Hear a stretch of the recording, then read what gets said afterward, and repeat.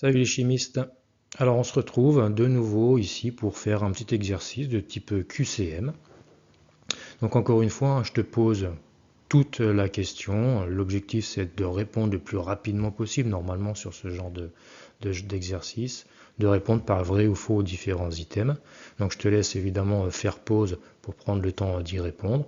Et ensuite je vais te donner les réponses en apportant des éléments qui vont permettre de justifier le fait que ce soit vrai ou faux. Alors, le premier item. Donc, il s'agit d'une réaction d'élimination d'ordre 1. Donc, on va regarder ici les réactions d'élimination. On reviendra juste sur le terme ordre 1 par la suite. Donc, déjà, on regarde le bilan de la réaction qui est dessiné ici. Je pars de mon réactif, mon substrat. C'est un groupement alcool, ici c'est un composé alcool, qui en présence de H+, on va revenir dessus après, me donne ces deux composés différents. Ici ce sont des alcènes tous les deux, un double liaison carbone-carbone. Et pour voir ce qui s'est passé, je vois déjà où on a perdu OH, et on peut regarder les formules brutes. Donc C9H20O pour le produit de départ, et pour les produits d'arrivée, ils possèdent la même formule brute, à savoir C9H18. Et si je fais le bilan, je vois que j'ai perdu au total H2O, donc j'ai perdu une molécule d'eau. Et en plus de cette perte de molécules d'eau, je vois que j'ai fabriqué des liaisons doubles. Donc ça correspond bien à la définition qu'on a vue ensemble des réactions d'élimination. Je vais éliminer un atome ou un groupe d'atomes et je vais former une liaison double, une liaison pi. Donc j'ai bien affaire à une réaction d'élimination. Donc déjà cette partie de l'item, elle est juste. Maintenant, on va vérifier si c'est ordre 1 ou si c'est ordre 2, puisqu'on l'a vu ensemble, les éliminations, il peut y en avoir de deux types, ordre 1 et ordre 2. Donc ça, c'est juste une petite remarque. Ces deux composés 2 et 3, c'est des choses qu'on a déjà vues ensemble, possèdent la même formule brute. La seule chose qui change, c'est le positionnement de la liaison double sur le squelette carboné. On a donc affaire à deux régioisomères ou des isomères de squelette. Donc je reviens à notre item. Donc pour savoir si on a affaire à ordre 1 ou ordre 2, on va regarder la nature du carbone porteur du groupe partant. Donc c'est ce carbone ici qui possède le groupement hydroxyle qui va partir. Donc on va regarder la nature de ce carbone-là, à savoir s'il est primaire, secondaire, tertiaire. Et à partir de là, on pourra déjà dégrossir un petit peu et savoir si on est plutôt du côté ordre 1 ou plutôt du côté ordre 2. Donc comment se passe une réaction de ce type-là pour éliminer ici? En réalité, ça s'appelle, on ne l'a pas vu ensemble, ce qu'on appelle une déshydratation d'alcool. Cet alcool-là, le déshydraté, c'est bien perdre H2O pour donner les alcènes correspondants. Donc mon alcool de départ, numéro 1, le substrat, je le mets en présence de H+. Donc même si c'est une réaction que tu n'as jamais vue, tu es capable d'écrire le mécanisme réactionnel en raisonnant extrêmement simplement. Toujours pareil, je cherche un atome riche en électrons, je cherche un atome pauvre, et le riche va donner au pauvre. Donc ici c'est extrêmement simple. Sur le substrat, le seul atome, enfin en tout cas sur les deux composés que j'ai là, le seul atome riche en électrons qui possède des électrons qui est capable d'en partager, c'est l'oxygène. C'est le seul qui possède deux doublés non liants, tous les autres étant des atomes de carbone et d'hydrogène qui ne sont absolument pas nucléophiles. Okay. Le riche il est là, le pauvre c'est facile à trouver, charge plus, c'est l'hydrogène, des électrons il en a zéro, on peut difficilement faire plus pauvre. Donc tu as le pauvre, tu as le riche, tu sais que le riche donne au pauvre. Donc on fait là c'est une réaction acido-basique puisque je vais aller chercher un H+, donc c'est une réaction acide-base. Et le mécanisme réactionnel, il est simple, il ne faut juste pas se tromper dans le sens de la flèche, c'est-à-dire le riche donne, partage deux électrons avec le H pour faire une liaison OH. Okay, et on a créé ici la molécule d'eau, et ça devient un très bon groupe partant, de la même manière que si on avait un halogène, un brome, un chlore ou un iode par exemple. Pourquoi c'est un très bon groupe partant? Parce que l'oxygène est chargé positivement, il a perdu des électrons, et tu sais que l'oxygène il adore les électrons, il est très électro-attracteur. Donc qu'est-ce qu'il va faire pour compenser ce défaut d'électrons? Il va tirer très fortement sur les électrons qu'il a mis en commun avec le carbone. Donc ça fait de lui un très bon groupe partant. Cette liaison carbone-oxygène est une liaison très fragile. Okay, et on l'a vu ensemble déjà par ailleurs. Lorsqu'on a affaire à un dérivé tertiaire, ici, le carbone, ici, c'est un carbone tertiaire, porteur du groupe partant. Pourquoi? Parce qu'il est lié à trois substituants différents de H, un méthyle, et puis tout ce groupement carbone. Donc j'ai bien un groupement, un dérivé tertiaire. Et quand tu as des dérivés tertiaires halogénés, souvent, bien on va passer par un mécanisme d'ordre 1, c'est-à-dire en deux étapes, avec dans un premier temps le départ tout seul du groupe partant, et ensuite la deuxième étape, ici, qui va correspondre à la formation de la liaison double. Donc groupement, enfin carbone tertiaire, on va faire partir, en tout cas le groupe partant part tout seul, évidemment avec les 2 électrons de la liaison, de manière à régénérer son doublet non liant, ce qu'il avait perdu dans la première étape. Formation de la molécule d'eau, on a bien donc une déshydratation. Et le carbone, lui, il part sans rien du tout, donc il a perdu un électron dans l'opération, il devient donc carbocation chargé plus, qui dans ce cas-là est un carbocation tertiaire. J'avais un composé tertiaire ici, je forme un carbocation tertiaire, qui va être stabilisé par les effets inductifs donneurs, dans cet exemple-là, des 3 substituants qui lui sont liés. Okay, donc c'est un carbocation relativement faible en énergie qui va se faire assez facilement et qui va induire le fait qu'on passe par un mécanisme d'ordre 1 cette fois-ci. Donc on a bien une réaction d'élimination qui sera une réaction d'élimination d'ordre 1. Donc item A est un item juste. Item B, la molécule 2 est de configuration Z, donc c'est celle-ci. Donc configuration Z, je te rappelle, c'est par rapport à la stéréochimie de l'alcène, la double liaison carbone-carbone. Je te mets ici en haut le lien vers une petite vidéo que j'ai fait à ce sujet-là. Donc pourquoi on parle de stéréochimie sur les alcènes? Parce qu'on va avoir la possibilité, autour d'une liaison double, ici c'est 2 carbones hybridés sp2, je vais avoir la possibilité de placer de 2 manières différentes les 4 substituants autour de cette double liaison. Donc c'est pour ça qu'on a de la stéréochimie, on a uniquement 2 possibilités.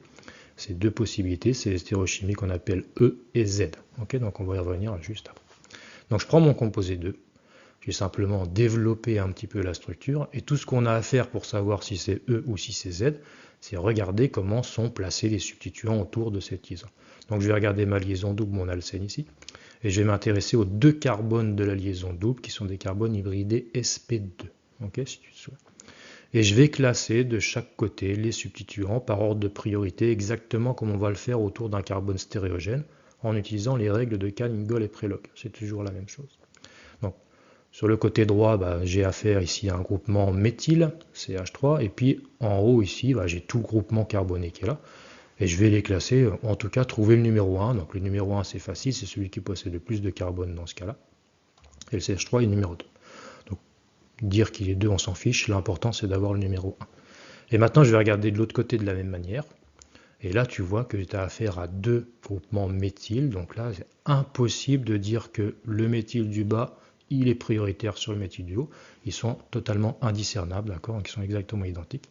Donc dans ce cas-là, sur cet exemple ici, tu peux toujours chercher, il n'y a aucune possibilité de former 2 alcènes différents et de placer les substituants de manière différente autour des carbones sp2. Donc dans notre exemple à nous, il n'y a aucune stéréochimie sur cet alcène numéro 2, il n'est pas plus Z que E. Okay, donc pour rappel, donc là on a un item qui est faux bien entendu, donc souviens-toi bien, pour avoir de la stéréochimie sur un alcène, il faut absolument que les 2 substituants qui soient à gauche soient différents l'un de l'autre, et que les 2 substituants à droite soient différents l'un d'autre, comme on a ici 2 alcènes qui sont différents et stéréoisomères de configuration. Le produit 2 est majoritairement formé, donc on l'a vu en faisant la réaction en présence de H8, la réaction de déshydratation de l'alcool, on obtient 2 produits différents de par la position de la double liaison, ce sont 2 régioisomères, et on va regarder s'il n'y en a pas un qui est formé de manière majoritaire par rapport à l'autre, donc ce qui va nous permettre de répondre à cet item. Donc pour rappel, au niveau de la réaction d'élimination, dans une réaction d'élimination, on a bien entendu besoin du groupe partant, mais on a également besoin d'un hydrogène. C'est des réactions qui se font en milieu basique. On a besoin d'un hydrogène sur le carbone en position bêta par rapport au groupe partant. C'est pour ça qu'on parle de bêta-élimination en général. Donc je reprends notre composé de départ, on l'a mis en milieu acide, on a dit on fait une réaction acide-base, on forme le groupe partant. Okay, et c'est à partir de là seulement que va se faire la réaction de bêta-élimination. On a un groupe partant, il nous faut un hydrogène en bêta, donc le groupe partant il est là, le carbone alpha c'est celui porteur du groupe partant, et je vais en bêta, donc celui-ci, celui-ci ou celui-ci sont 3 carbones en bêta. Et il faut absolument que sur un de ces 3 carbones ici, tu aies au moins un hydrogène qui puisse participer à l'élimination. Ici ça tombe bien, j'ai 3 carbones en position bêta, ils possèdent tous de l'hydrogène. Ça veut dire potentiellement j'ai 3 réactions d'élimination possibles pour aller vers ce genre de régioisomère. Donc je dis potentiellement 3, dans notre cas, nous, ce sera que 2. Hein. Pourquoi? Parce que les deux CH3 là sont absolument identiques, donc que je fasse ma double liaison ici ou là, c'est exactement pareil. Okay, donc en tout cas, ce qui est important, on a le groupe partant, alpha, et en bêta, on a deux positions différentes. Soit j'ai ces 6 hydrogènes là qui sont absolument identiques, je vais en utiliser un des 6, soit j'utilise l'hydrogène ici en position que j'ai appelée bêta prime. Et ça va me donner évidemment les deux régios-isomères qui sont présentées ici. Donc je vais éliminer. Pour éliminer, on a dit, hein, ça se faisait en milieu basique. J'arrache. Tu prends un des 6 hydrogènes ici, celui que tu veux, c'est exactement le même résultat que tu veux obtenir. J'arrache un H. Les deux électrons de la liaison carbone-hydrogène vont servir à enrichir ce carbone. Hein. Ce carbone-là, il est très pauvre en électrons du fait que l'oxygène attire tous les électrons à lui. Donc ces deux électrons-là vont naturellement basculer vers ce carbone-là de manière à former la liaison double, celle de l'alcène. Et en faisant ça, comme mon carbone alpha ici ne peut pas posséder plus que 4 liaisons, il va être obligé de libérer quelqu'un, il va laisser partir évidemment le groupe partant. Okay, donc deux électrons qui se déplacent ici, je forme ma double liaison, et les deux électrons de la liaison carbone-oxygène, eh bien ils se barrent avec l'oxygène. Qui me permet de former un premier alcène, c'est la molécule 3 qui est représentée ici. Donc j'ai bien fait une double liaison ici. J'ai toujours mon CH3 là que je retrouve là et tout le groupement carboné ici avec le carbone bêta prime qui se retrouve ici. Et j'ai libéré bien entendu H2O hein, puisque j'ai fait une déshydratation. Ça c'est la première possibilité pour éliminer. Et la deuxième, ça va être d'utiliser l'hydrogène que tu as en position bêta prime. Donc la réaction c'est exactement la même. Hein. J'arrache, en tout cas l'hydrogène s'en va en milieu basique. Et les deux électrons là forment la liaison double carbone-carbone cette fois-ci sur la droite. Et en faisant ça, ce carbone-là va libérer le groupe partant. H2O, c'est bien une déshydratation. J'aurais simplement créé ma liaison double sur le côté droit plutôt que sur le côté gauche. Okay, le mécanisme est exactement identique, il ne faut juste pas se tromper lorsque tu dessines le produit et dans la représentation, ne pas oublier d'atomes. Okay, et maintenant, comme j'en ai deux, c'est les deux régios-isomères qui sont là. Et je dois dire s'il y en a un qui est formé majoritairement ou pas. Et ce qu'il faut se souvenir, on l'avait vu ensemble, lorsqu'on forme des alcènes, et si tu as plusieurs possibilités de former des alcènes, tu vas former l'alcène le plus stable. Et l'alcène le plus stable, c'est celui qui est le plus riche en électrons. Donc on va regarder les différents substituants qui sont fixés sur ces carbones ici, hybridés sp2 de la liaison double. Sur le dérivé 3, j'ai deux groupements qui sont donneurs inductifs, c'est les deux groupements alkyles, c'est-à-dire des chaînes carbonées, qui vont donner un petit peu d'électrons à la liaison double. Et sur le composé numéro 2, sur l'alcène 2, le régioisomère de l'alcène 3, tu as cette fois-ci 4 substituants qui sont donneurs inductifs, donc j'ai 4 substituants qui vont enrichir la double liaison, contre uniquement 2 ici. Donc ce composé-là sera le composé majoritaire dans la réaction. Okay, on ne dit pas que celui-là n'apparaîtra pas du tout, mais celui-ci sera largement majoritaire, parce que le produit de la réaction est beaucoup moins énergétique, il est plus stable. Okay, donc ça, c'est ce qu'on appelle la règle de Zaitsev, qu'on a déjà vu ensemble, à savoir que la formation de l'alcène se fera de manière à obtenir la double liaison la plus stable, la plus riche en électrons, c'est-à-dire la plus substituée. Okay, c'est la règle de Zaitsev. Donc si tu as 2 ou 3 possibilités pour faire ton élimination, et que tu veux obtenir uniquement le majoritaire, eh bien tu iras chercher la double liaison la plus substituée, la plus riche en électrons. Donc le composé 2 est donc bien le composé majoritaire dans cette réaction d'élimination. Item D, une réaction d'élimination d'ordre 1 passe par la formation d'un carbocation. Donc ça revient à ce qu'on a fait sur l'item numéro 1, on avait dit. On avait validé la proposition qui disait qu'on avait à faire une réaction d'élimination d'ordre 1. Et on a vu ensemble qu'on passait, tout à l'heure déjà, qu'on passait forcément en 2 étapes par rapport à des réactions d'ordre 1, et 2 étapes, ça veut dire obligatoirement un intermédiaire, et cet intermédiaire ici, c'est le carbocation. Donc on a affaire à un carbone, on l'a déjà vu, tertiaire, donc ce qui justifie le fait qu'on passe par une réaction d'ordre 1. On va avoir les 2 étapes, le carbocation, donc c'est-à-dire le groupe partant, il s'en va tout seul avec les électrons, l'oxygène pompe les 2 électrons de la liaison pour libérer H2O, il récupère son doublé non liant et puis il est content. Et le carbone, quant à lui, il a perdu l'électron qu'il avait mis en commun avec l'oxygène, il devient donc chargé plus carbocation. Un carbone tertiaire, on l'a dit, c'est un carbone qui est entouré uniquement de 6 électrons, mais il est stabilisé par les effets inductifs donneurs de ces différents substituants. Ce qui fait qu'il est instable, mais il est quand même stabilisé, donc relativement bas en énergie, c'est-à-dire je peux le faire relativement facilement. C'est pour ça qu'on passe par ce mécanisme d'ordre 1. Donc l'item D est un item vrai, formation du carbocation. Donc mécanisme ordre 1, il y aura toujours le carbocation. Et enfin, item E, la réaction d'élimination d'ordre 2 est stéréospécifique. Donc la E2, on vient de voir la E1. La E2, elle se fait en une seule étape. Je ne passe pas par le carbocation. Et ce qui est important pour la E2, ça va être le positionnement de l'hydrogène qui participe à l'élimination par rapport au groupe partant. Et cet hydrogène-là, en bêta, sur le carbone bêta, il doit être en anti-écoplanaire du groupe partant. Donc je vais te remontrer rapidement à quoi ça correspond. Donc pour raisonner là-dessus, il faut absolument, pour avoir le côté stéréospécifique, il faut absolument qu'on ait de la stéréochimie. S'il n'y a pas de stéréochimie, on ne parle pas de stéréospécificité. Donc il faut qu'il y ait de la stéréochimie sur le réactif et puis sur les produits. Donc dans notre cas, nous, c'est un mauvais exemple au final. Pourquoi? Parce que sur le composé 1, sur l'alcool, j'ai aucun carbone stéréogène.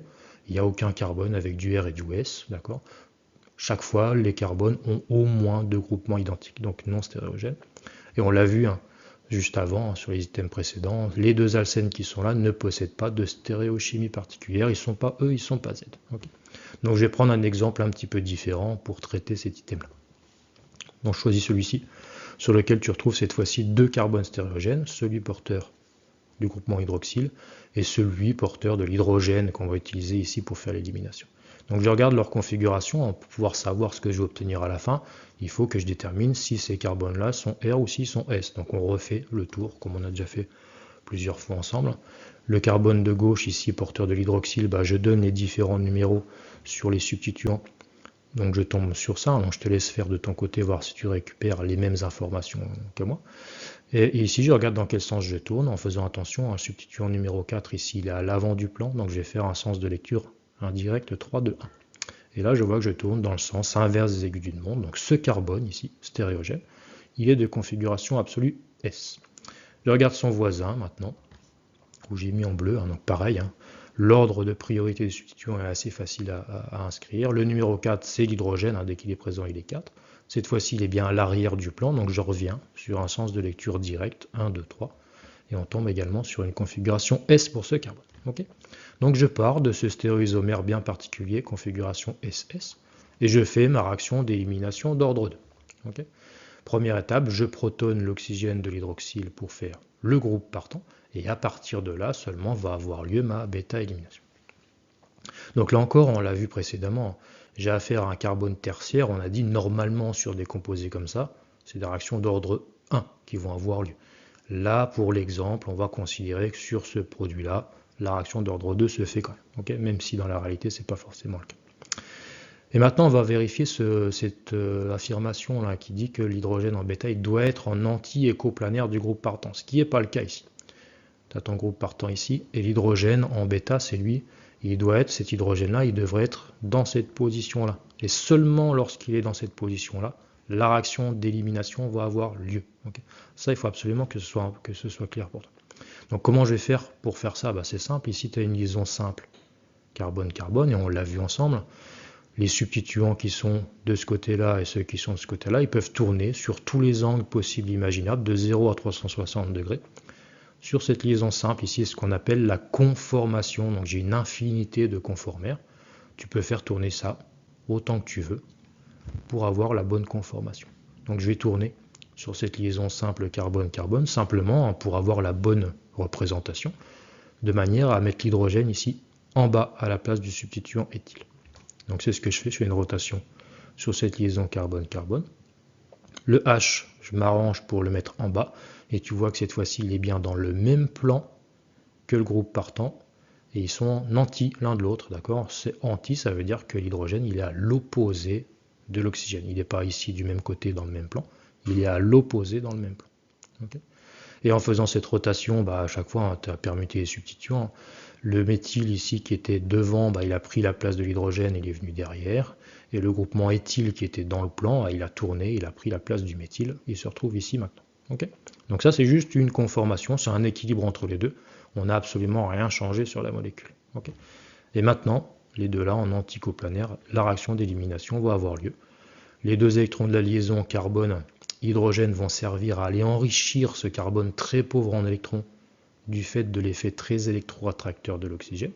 Je forme ma liaison double, ma liaison pi, et en faisant ça, le carbone là, ne pouvant accepter une cinquième liaison, va libérer le groupe partant. Okay, comme on l'a déjà vu ensemble. Pour libérer H2O, c'est bien la déshydratation, et puis je forme mon alcène, ma double liaison carbone-carbone. Et je forme un seul alcène sur les deux possibles, parce que je t'ai dit, on a deux configurations possibles sur les alcènes, les E et les Z. Donc je vais regarder de quel il s'agit. Donc pour faire ça, je dois simplement trouver le numéro 1 des substituants à droite, le numéro 1 à gauche, et je regarde s'ils sont du même côté ou s'ils sont à l'opposé l'un de l'autre. Le numéro 1 ici, c'est la chaîne éthyle prioritaire sur le méthyle, et pareil de l'autre côté, l'éthyle prioritaire sur le méthyle. Mes deux substituants prioritaires sont à l'opposé l'un de l'autre, j'ai donc affaire à un alcène de configuration E. Donc en partant de ce stéréoisomère SS, j'obtiens un seul alcène avec une configuration bien précise, uniquement la E. C'est pas 50-50 du E et du Z, c'est 100% du E. Maintenant, pour vérifier ces réactions stéréo spécifiques, on va partir d'un autre composé. Alors, je te laisse faire pause et puis faire la réaction toi-même si tu le souhaites. Donc, je ne change pas la configuration de ce côté-là. Je pars du composé R, enfin le composé avec le carbone de configuration R sur la gauche. Donc tu permutes simplement deux substituants les uns avec les autres, par exemple le méthyle avec l'éthyle, et tu obtiens la configuration R, il n'y a aucun problème. Et je fais exactement le même mécanisme réactionnel, il n'y a rien qui change. Je veille à ce que l'hydrogène soit en anticoplanaire du groupe partant, et j'obtiens mon alcène, et je regarde sa stéréochimie encore une fois. Étant donné que j'ai permuté, donc sur la droite ici, on n'a rien changé du tout, puisque je n'ai pas modifié la configuration de ce carbone-là initialement. Par contre, j'ai permuté ici l'éthyle avec le méthyle, donc à la fin, naturellement, l'éthyle et le méthyle se retrouvent permutés. Donc, théoriquement, j'obtiens un autre alcène. Donc on part pareil, les numéros 1, c'est les éthyles, il n'y a rien qui change du tout. Et cette fois-ci, tu vois qu'ils se retrouvent tous les deux du même côté par rapport à la double liaison. On a donc affaire à l'alcène grand Z. Ça veut dire quoi? Ça veut dire que la stéréochimie de mon produit de réaction, ici l'alcène, elle est dépendante de la stéréochimie de mon substrat. Donc on a bien affaire à une réaction stéréospécifique. Donc bien retenir, stéréochimie du produit dépendante de celle du substrat. Donc l'item E est un item juste.